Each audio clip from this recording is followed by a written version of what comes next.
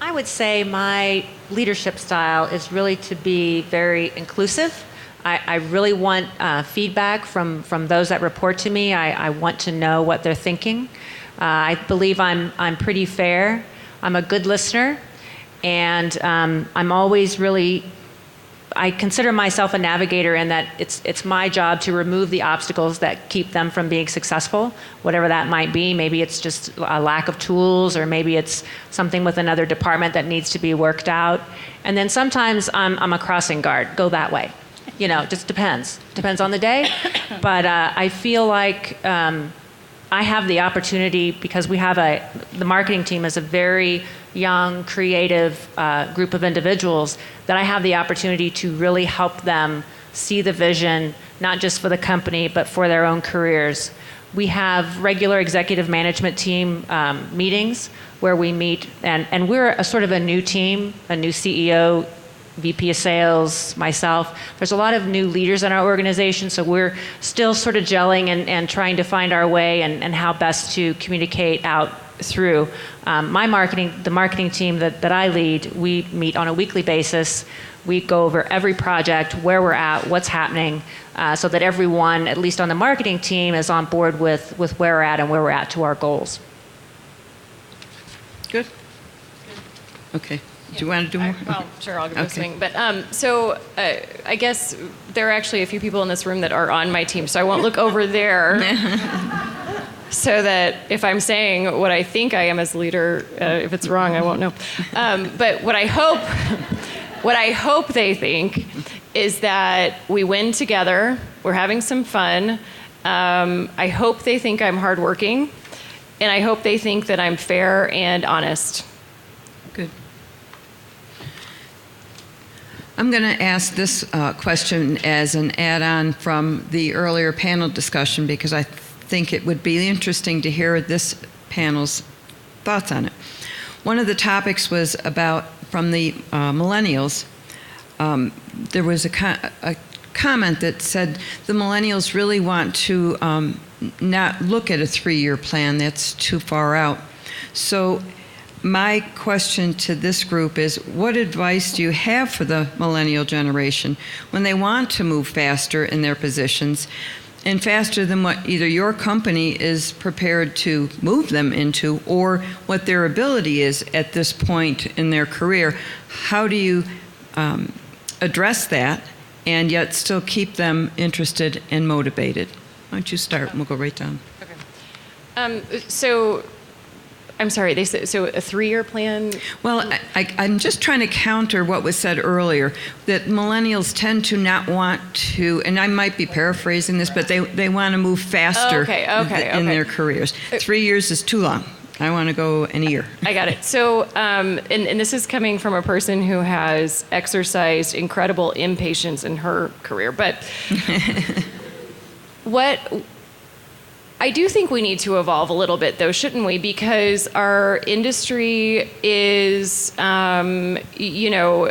sort of a secret. A lot of people don't know what we do. I spend a lot of time explaining what we do. And I think the more that we are attracting people to our industry, the more we do need to evolve. If we have someone who is a high performer, we think they'll be top talent, they have a huge runway in the company, maybe it's not a promotion that gets them excited and motivated. Maybe it's a big project. I mean, I think that as leaders, working with the new crop of folks coming in, and we want them here, and we want them to have fun, and we want them to stay, and we want them to be energized, I think we should pile it on. And if it takes time to become the director of operations, or it takes some time to become the #1 salesperson in the district along the way,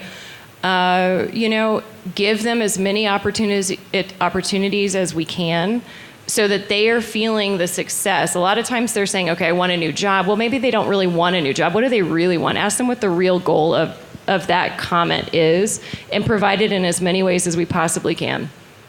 Good. And for me, and I have millennials on my team, and I get it that they don't want to work probably for our company the rest of their career. So my goal is to help them be the best marketing person that they can be and help fill those gaps. But to Dana's point, sometimes it is a special project that they really get excited about. I have one young man on my team who said, I really like infographics. I was like, great, well, look for some software. I'm happy to invest in that. If that's your interest, I'll give you more of those. Now, we still have to produce a catalog, which takes a little more time, but I can give him projects that energize him and keep him interested in the position. In addition to that, I've taken to getting them out in the industry. Janice Bastian is here from NSI Industries. This is her first time here.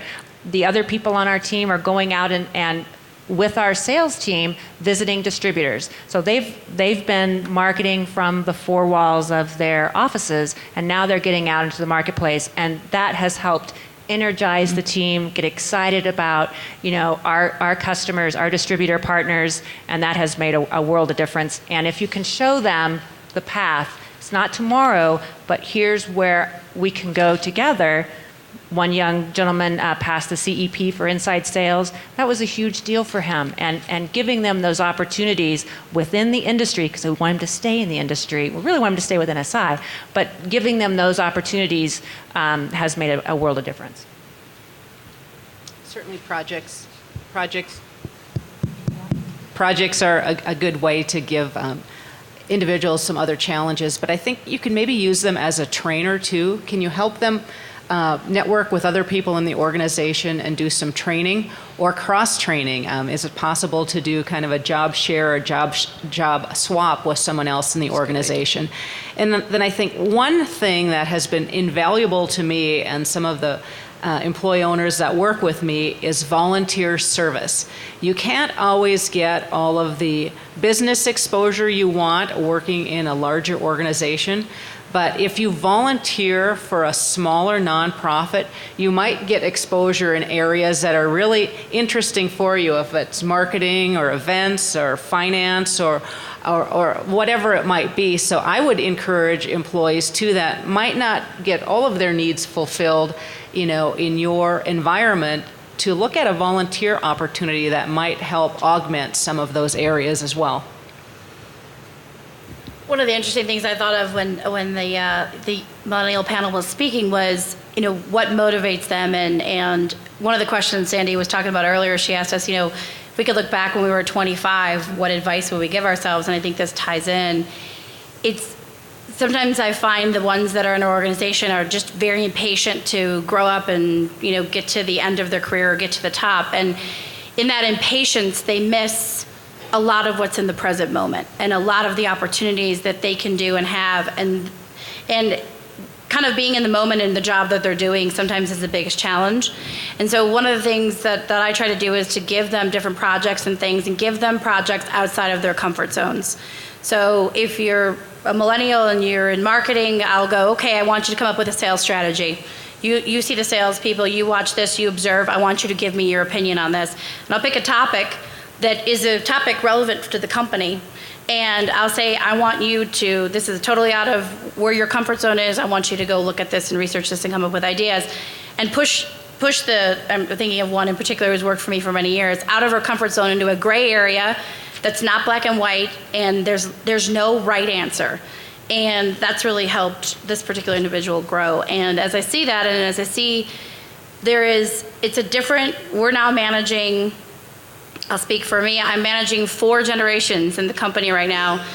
In my generation, I'm 43 years old, I'll be in business for at least another 20 years. I will be managing 4 generations, for the next 20 years. And managing that across the board and cross-pollinating that and saying, okay, well, you may think this person's 60 years old and you have nothing, what did we say, they're pale and whatever we said they were. This person has years of experience. If you sit down and you learn from that person, we have to take the best of what they have to offer, and then we have to adapt it to now. So, doing those cross-functional assignments and cross-generational assignments is one of the ways that I find to challenge people as well.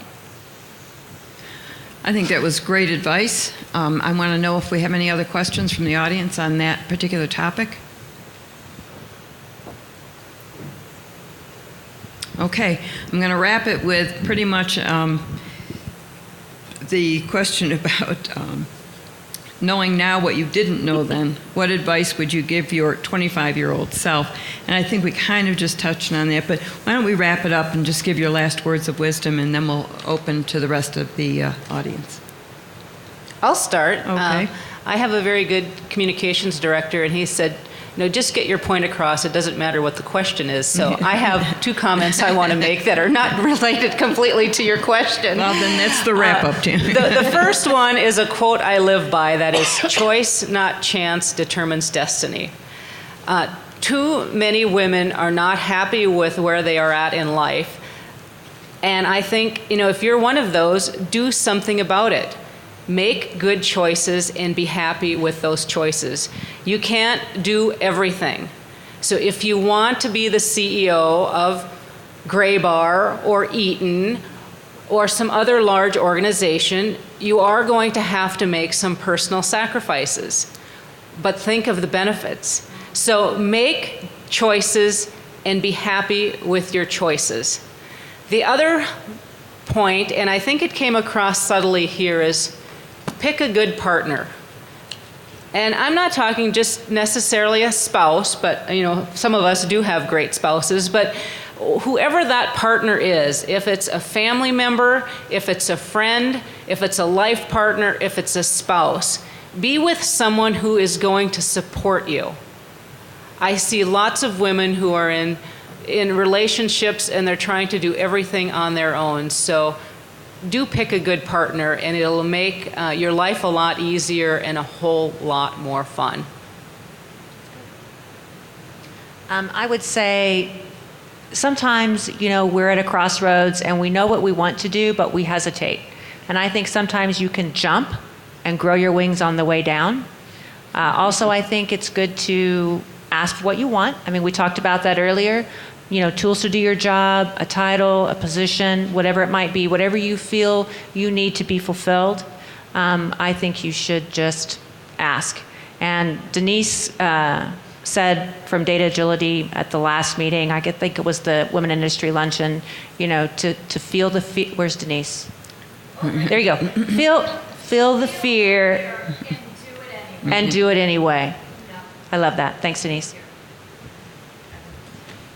One thing that I struggled with early in my career, I actually got some advice at a leadership training, and it changed sort of everything for me. And this was maybe 8 years ago.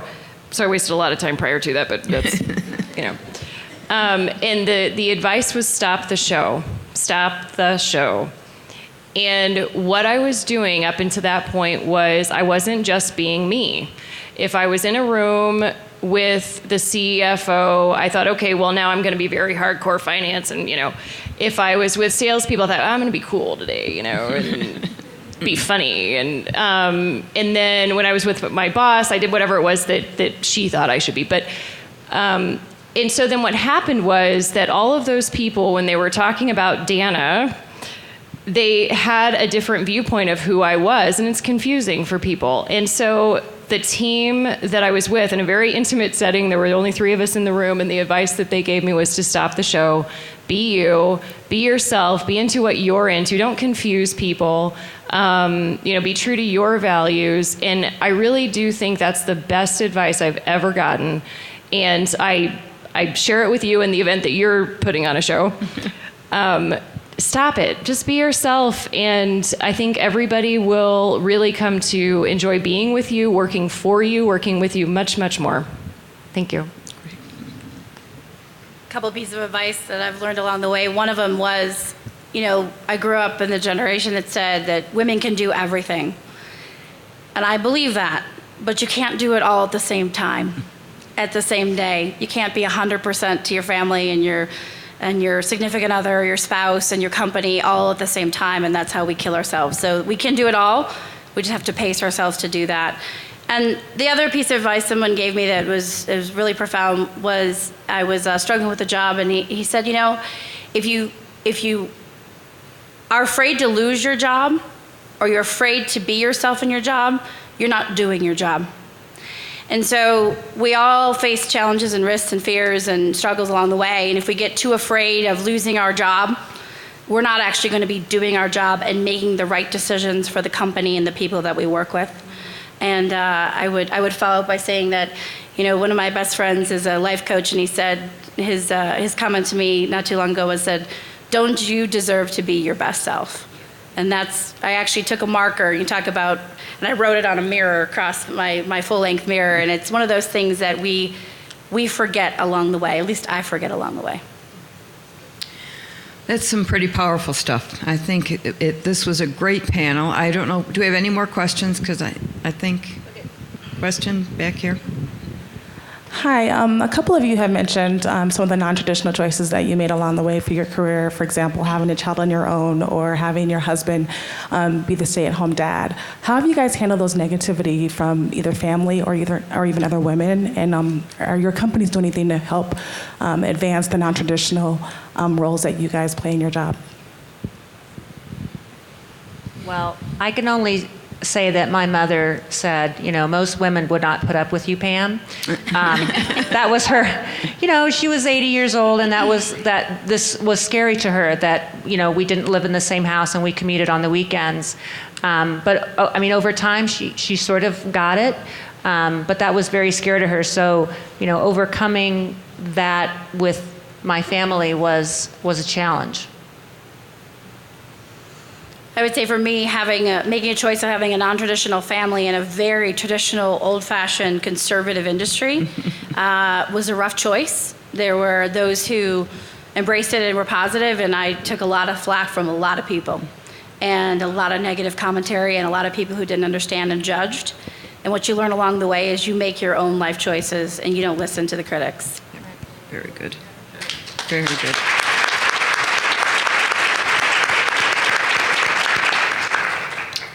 Anyone else? I think we're the only thing standing between you and cocktail hour. I can tell you're getting antsy. So if there are no more questions, I want to say thank you very much to our panel. What a great job you did all.